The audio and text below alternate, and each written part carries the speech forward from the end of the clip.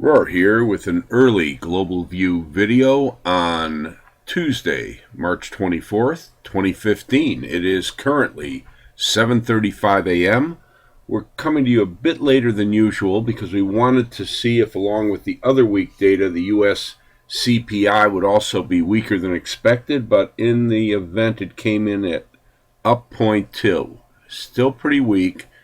But it's all about central bank accommodation. It's a QE life right now. So, what does all this mean to the markets? Well, again, this was a bad news is good news scenario. This is the June S&P 500 future, hourly on the left, 30-minute on the right, as usual.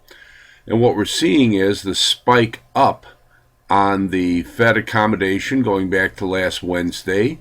Bit of a dip into Thursday, but note that we have been focused for some time on the lead contract, and this became lead contract effectively into Thursday because the March contract was expiring at the close Thursday, and it held once again right into the 2078 to 75 support or over under area.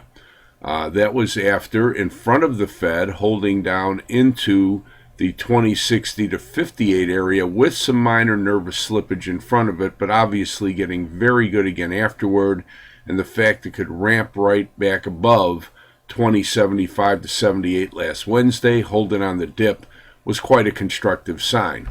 Now, the other important level was the old high from back in December. That was right around your 2088.70, actually specifically, that was lead contract high, and the fact that after the pullback on Thursday, this market was able to push right back above that area is most important.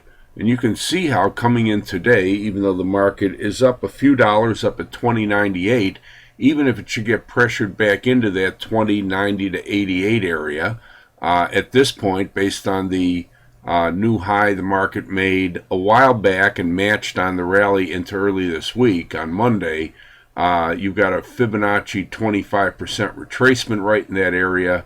You've got the upside acceleration. The market pulled back off of Wednesday into Thursday but reinstated. And, of course, the gap higher on Friday, all of which leaves a lot of support on the first retest of 2090 to 88. Now with a buffer down to the gap area in the mid to low 2080s. If the market should decide to push up, then you have the old all-time high up at 2117. And that's very important because, as we'll see on the intermediate term charts, right into 211112, there is some important weekly oscillator resistance that if you were ever to start closing above 17, aside from the fact to be a new all-time lead contract high, there isn't much on the oscillators for another 25 or 30 bucks higher, up into 2140 to 45. And that pretty much does it for the short-term view of the S&P 500.